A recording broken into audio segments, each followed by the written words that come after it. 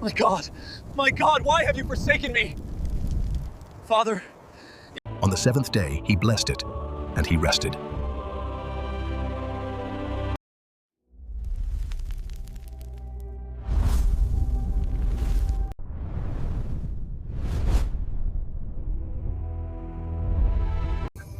Is that a coincidence? It is not. The number 7 is far more than symbolic decoration. Have you ever stopped to ask yourself why, in the Bible, everything seems to revolve around one number, 7? God created the world in 7 days. On the seventh day, he blessed it, and he rested. Israel was commanded to observe 7 sacred feasts.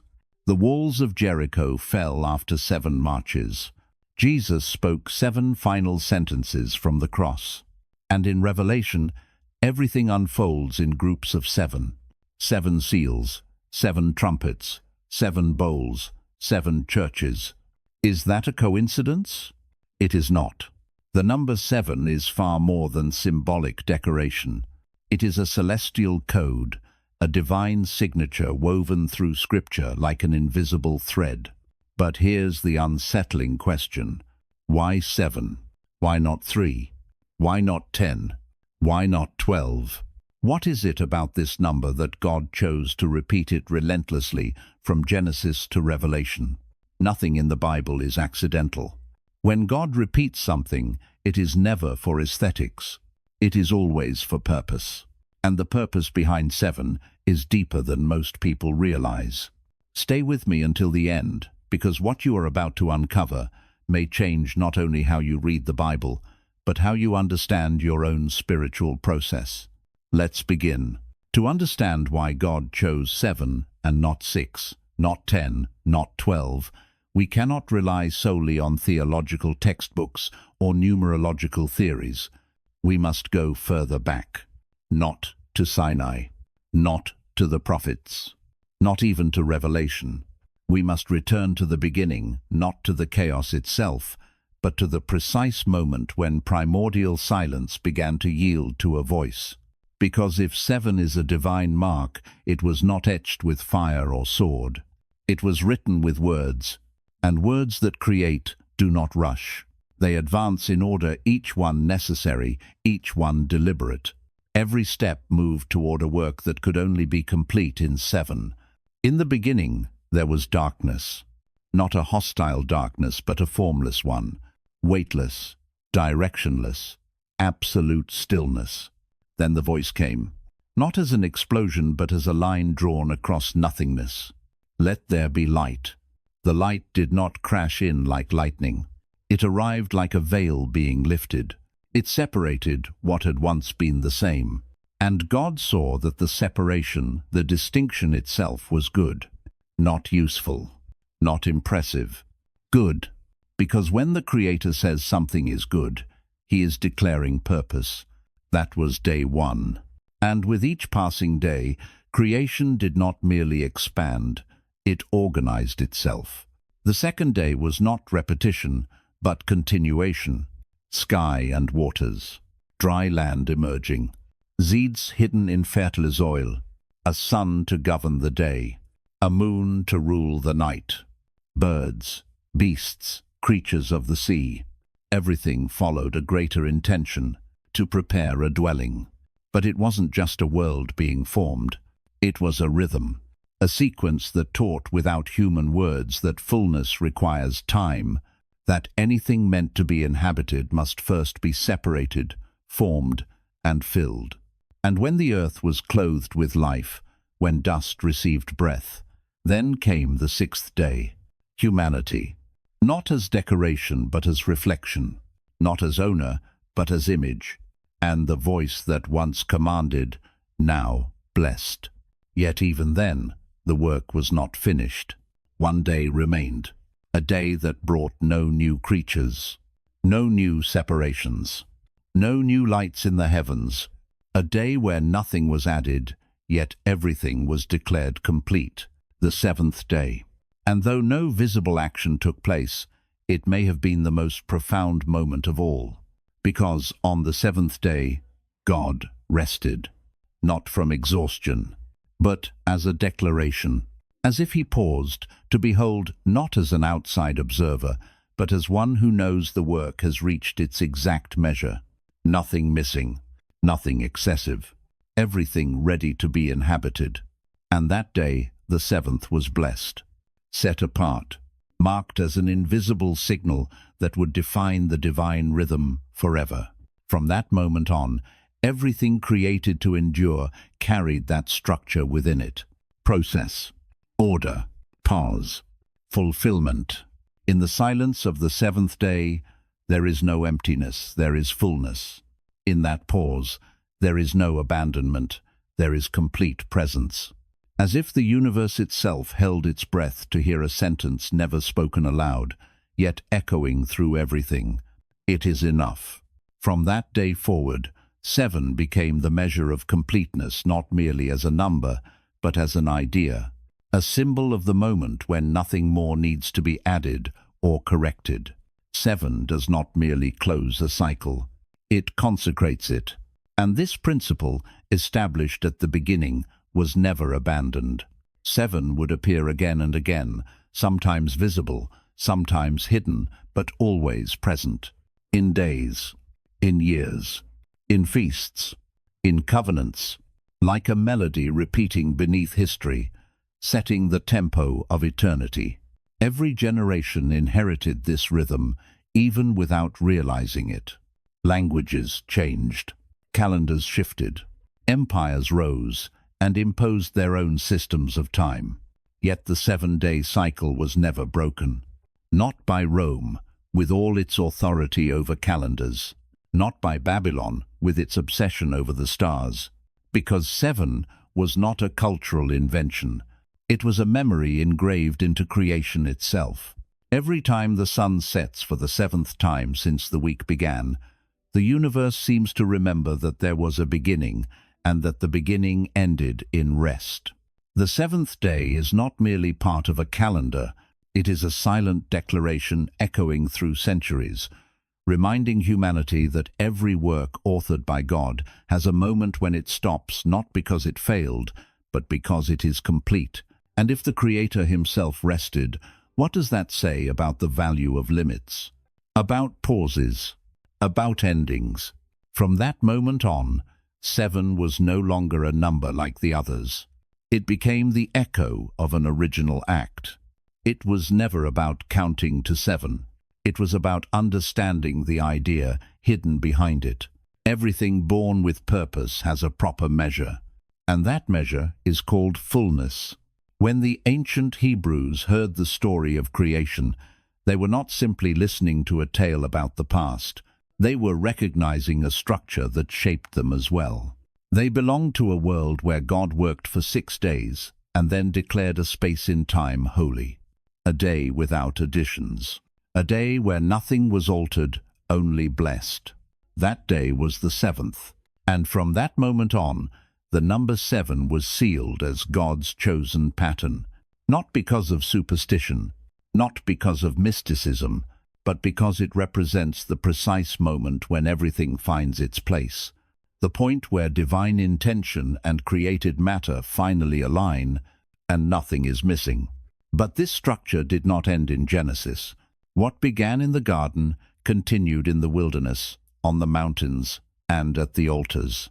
Because if 7 is the mark of completion, it is also the rhythm God uses to restore, to free, and to begin again. First came creation. Then came time, not as a simple count of days, but as a hidden score, where every measure, every pause, every note carried meaning. The God who rested on the 7th day did not bury that pattern in Genesis. He extended it. He walked it with his people. He wove it into their calendar. And there, 7 stopped being a symbol and became a rhythm. The one who formed the world with order now taught humanity how to live within that same sacred order. And he began with the week. 6 days of labor, 1 day of rest, not as a harsh rule, but as an invitation to remember. Every 7th day was an echo of the beginning, a pause that did not interrupt life, but completed it. As if the soul itself needed to breathe after 6 days of striving. But the cycle did not stop with days. 7 weeks after Passover, another appointed moment arrived. Pentecost was no accident. God counted the days precisely, and by marking 7 weeks, he signaled fulfillment. The harvest came. The fruit of labor appeared. It was an appointment with abundance and with heaven. Then came the years. Every 7th year, the land itself was commanded to rest. No planting, no harvesting. The soil had to recover its breath. And the people had to trust that provision would still come. It was radical faith. To live an entire year not by what human hands produced, but by what God had already provided. That 7th year was not loss. It was restoration. And still God went further. Because if 7 days form a week, and 7 years bring rest to the land, what happens when 7 is multiplied by 7? 49 years. And when the 50th year arrived, trumpets sounded, not to announce war, but freedom. That year was different from all others. Slaves were released. Lost lands returned to their original families. Debts were erased. What had been broken was repaired, not by human effort, but by divine decree. The Jubilee did not depend on human willingness. It depended on a clock set by heaven. And behind that clock, always the same number, 7. As if God were teaching his people that not everything advances by accumulation, that not all growth is linear, that there are moments marked by grace, where time does not oppress, it liberates. 7 was no longer just structure. It was promise. A promise that returned every time the calendar completed its cycle. In sacred festivals, in agricultural rhythms, in the collective memory of a nation. 7 marked thresholds, the end of one season and the beginning of another. Every time 7 sounded, a new possibility opened. Rest became seed. Pause became restart. But to live by this rhythm required more than obedience. It required trust. Resting in the 7th year meant surrendering control. Forgiving debts during Jubilee meant releasing what felt rightfully yours. And in that release, God acted. Each cycle of 7 became a repeated act of faith. Humanity worked, planted, struggled, but also had to learn when to stop, because in stopping, in trusting, true restoration was found. 7 taught that life was not only about producing, but about belonging. God's calendar was not merely religious scheduling, it was education.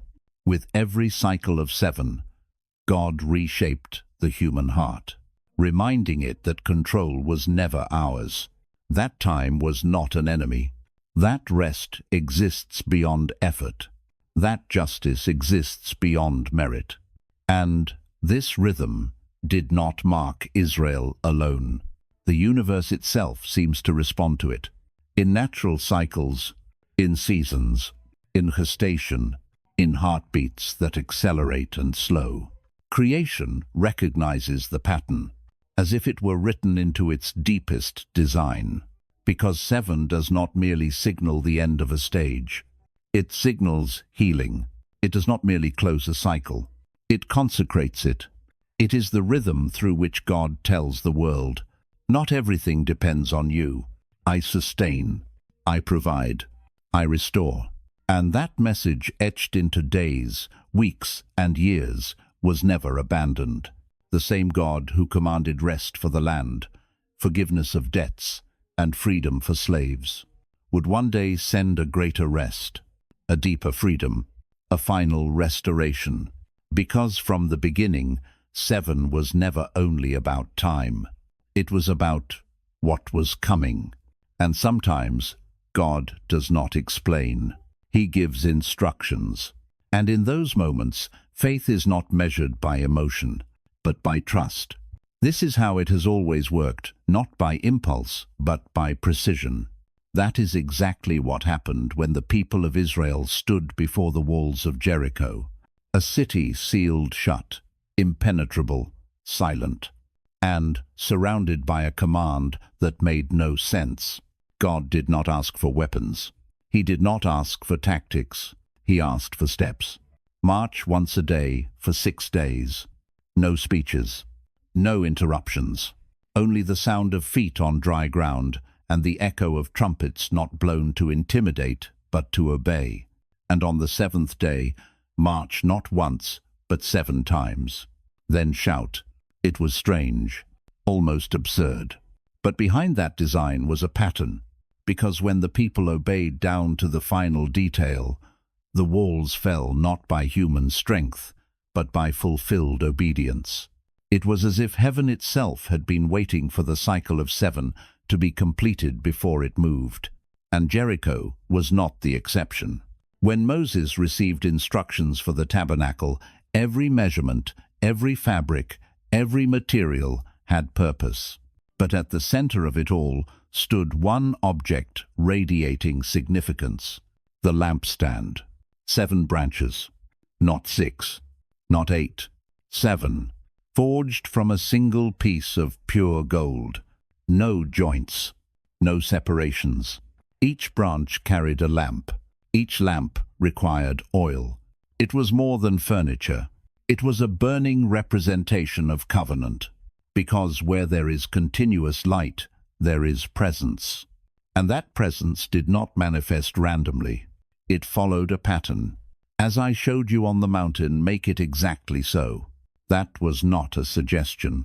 It was a demand for precision, because glory is revealed not in creativity, but in faithfulness to detail. That 7-branched lampstand did not shine on its own. Its fire depended on oil, on daily care, on continual tending. It was obedience turned into routine. The priests did not light it once and walk away.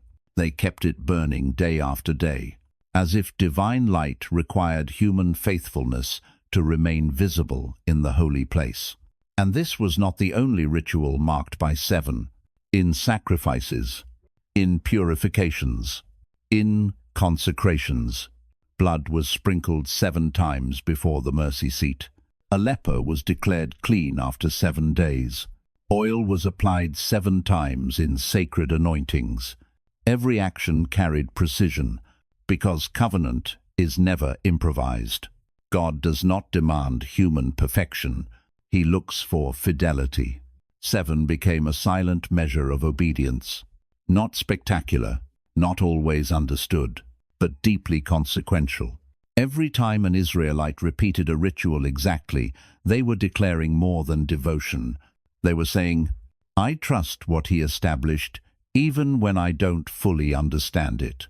And that kind of faithfulness provoked response. The cloud descended. Glory filled the tabernacle. Fire consumed the altar. Not because of merit, but because the rhythm was honored. As if heaven itself were saying, I see that you did not forget the pattern, that you walked all the way to the 7th lap, that you anointed according to order, that you trusted what I set. And in that moment, an invisible threshold opened between the human and the divine. But this principle did not stay in the desert, because this silent law obedience carried through to the final step would reappear centuries later. Not in tents or animal sacrifices, not in visible temples, but in a life fully surrendered to divine design. The one who walked on water, who healed on the Sabbath, who spoke in parables. He too sealed his work with 7, not as symbolism, but as fulfillment. On the cross, 1 word was not enough. 1 cry was not enough. Jesus spoke 7 phrases, each one weighted, each one deliberate, as if even his death followed the rhythm established at the beginning of time. Father, forgive them. Today you will be with me in paradise. Behold your son. Behold your mother. My God, why have you forsaken me? I thirst. It is finished. Into your hands I commit my spirit. 7, not fewer, not more. And then, silence. Heaven's language spoken through a human voice. the ancient covenant fulfilled by the same structure that sustained Israel in the wilderness. The faithfulness of God mirrored in the total obedience of the Son, and, in that suspended moment between earth and heaven, 7 became more than a number. It became the sign of a completed covenant. No more repeated sacrifices, only a living response. Because obedience is not empty ritual. It is alignment with an eternal rhythm. It is walking 7 times when nothing seems to happen. It is keeping the lamp lit when no voice is heard. It is trusting that at the end of the 7th step, God will answer. There was no accident in how Jesus died. Not the hour, not the words, not the silence that followed. Every detail of Golgotha feels written before time itself. And when the 7th phrase was spoken, the sky darkened, as if creation understood that something eternal had just been completed. Because if 7 is the number of fullness, it had to appear at the most decisive moment in history. The cross. 7 statements, like 7 seals, closing a perfect work. No excess words, no wasted breath. Each declaration placed with precision. The same order that once formed the world now redeemed it. Not separating light from darkness, but defeating darkness through love that demanded no explanation, only faith. And when everything was said, silence fell. Not emptiness. Wait, as if the universe itself held its breath, watching the Son obey to the very end. Nothing more could be added. It is finished. But that word was not an ending. It was an opening, because what began at the cross would echo one final time. In a vision, on an island, through an exiled man who heard a voice and saw what came next. And there, once again, everything circles back to 7. Around the Lamb, the pattern reappears. 7 lampstands, 7 spirits, 7 stars. The same rhythm that shaped Genesis now rises again to seal the apocalypse. This vision is not merely symbolic. It is precise. Every image, every creature, every number. All of it belongs to an invisible architecture, one that speaks the language of heaven with mathematical exactness. And at the center of that architecture stands the 7, not as decoration, but as foundation. 7 churches, each confronted, corrected, comforted, or called to repent. 7 seals opened not randomly, but only at the pace dictated by the will of the Lamb. 7 trumpets, whose sound announces not celebration, but warning. And then 7 bowls pouring out righteous judgment on a world that has forgotten its Creator. God's judgment is not uncontrolled rage. It is ordered response. Every cycle of 7 in Revelation proves that the end will not be chaotic. It will be administered. Nothing is rushed. Nothing is delayed. Nothing is out of place.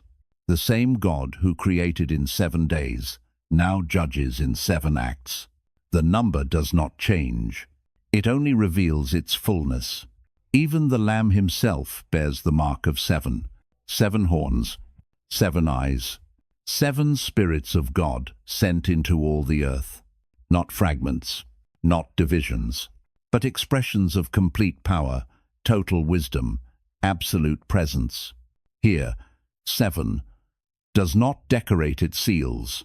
It marks what belongs to God and what cannot withstand his coming. And as these cycles open and close, the voice keeps repeating, "He who has an ear, let him hear what the Spirit says." Because 7 does more than reveal the end of time. It divides, it tests, it exposes. In this final stage where history unfolds like a scroll sealed with precision, 7 becomes the measure of everything. Faithfulness, judgment, victory. This is no longer about days or rituals. Now 7 determines who stands and who falls, who listens and who hardens, who overcomes and who is erased. There is no room for ambiguity. Each group of 7 drives history toward an inevitable climax. And even in destruction, 7 continues to speak of God, of his patient justice, his perfect memory, his unbreakable promise. Because even judgment does not occur outside the covenant. It unfolds within its rhythm. But 7 does not end with trumpets or bowls. Its final echo resounds in new creation. A city descends not as metaphor, but as home. And its design speaks, just as expected. 12 gates, 12 foundations. Yet it is in eternal rest that the true fulfillment of 7 is felt.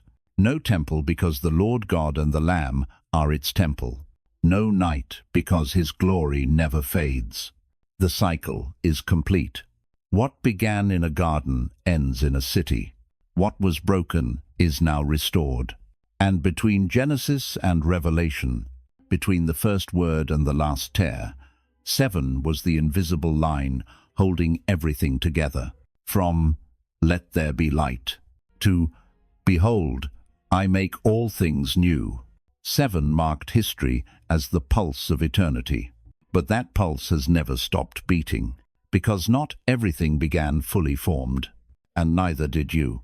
Just as in the beginning there was a first day, a day without order, without clarity, without structure. Maybe for you it was loss, disappointment, a night that seemed endless. But even that day God knows it. And just as he did with the formless earth, he whispers over you, "Let there be light." 7 is not just a number, not an ancient symbol. It is a map, a sequence God still uses not to form worlds, but to shape souls. Every day of creation was not only cosmic history, it was hidden prophecy, a mirror of a much more intimate process, your process. On the first day, God separates light from darkness. And perhaps that is your first step too, learning to distinguish truth from confusion, recognizing where your day truly begins. There is no shape yet, but there is direction, and that is enough to begin. On the second day, the waters divide. The sky stretches over the deep. Everything feels unstable, fluid, uncertain, and in your life, there are days just like that when nothing feels solid. But even instability is contained within his plan, because the third day is coming. The third day brings dry land. Something settles. Something takes root. Not everything moves anymore. Now there is grounding. And even if only the first leaf appears, heaven calls it good, because God does not wait for completion to bless. He blesses what begins to bear fruit, however small, however fragile. Day after day, step after step, God continues creating not outside of you, but within you. The fourth day brings lights, sun, moon, stars, markers of time, signs for seasons. Suddenly, life doesn't just exist, it becomes oriented. Chaos begins to make sense. What was once formless can now be measured, read, followed. And so it is with you. There comes a moment when you realize you are not merely changing, you are being guided. That every season has purpose. That even time itself has been consecrated for your formation. And the process continues, always toward the seventh day. The day of completion, the day of rest, the day when God declares, "It is enough." Then comes the fifth day, the day of movement. Birds fill the sky. Fish flood the seas. Creation erupts with sound, rhythm, motion.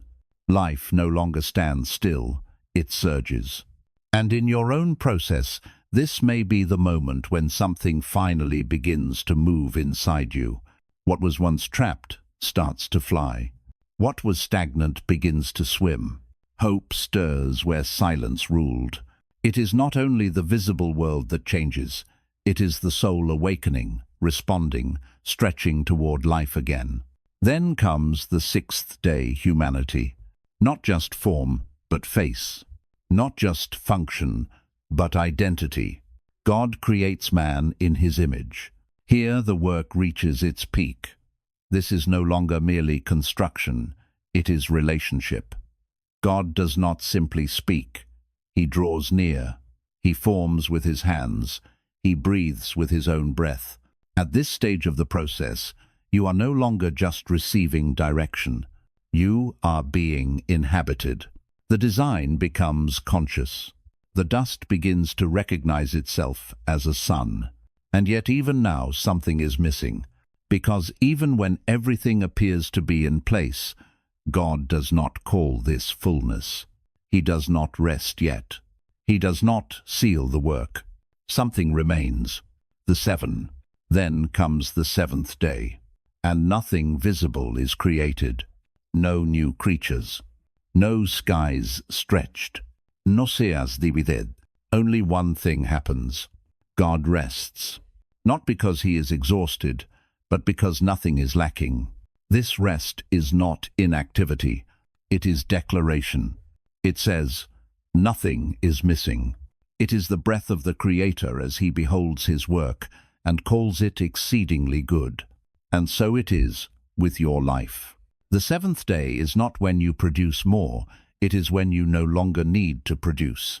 It is when you can stop without fear, because you have learned to live inside what you once only dreamed of. 7 does not arrive by force. It arrives by maturity.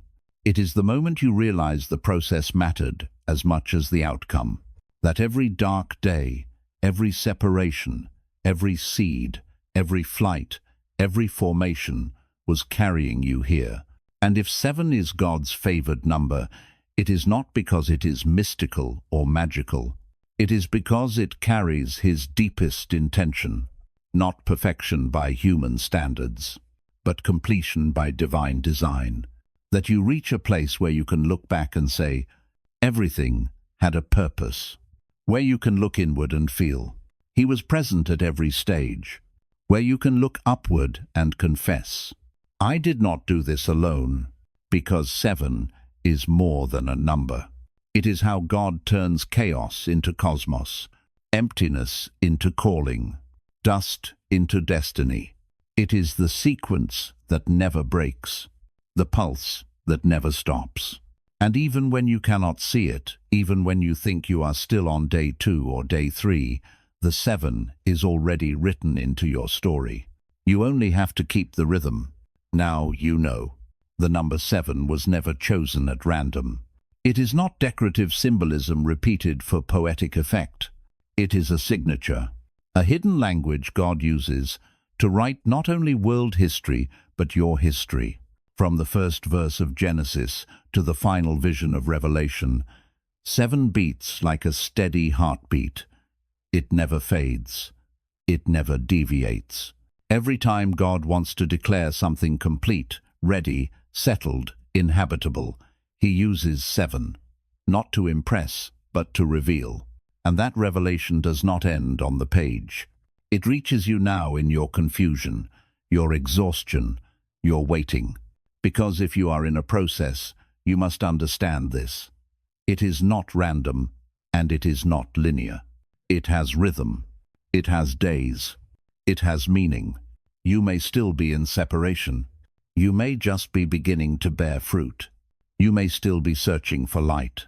But day 7 has already been written. Rest has been prepared. God does not improvise. God completes. What he begins, he finishes. So today, you may not understand everything you are living through. But if you listen closely, you will hear the pattern, the pulse, the promise, repeating like a sacred echo, I will complete it. That is the mystery of 7. It does not only mark the divine, it dwells in it. If this message spoke to you, if you recognized yourself somewhere in this process, share it with someone who is still waiting for their 7th day. Subscribe. Comment which part resonated with you. Tell us which day you believe you are living right now. And remember, 7 is not the end. It is the beginning of what is already complete. See you on the next day.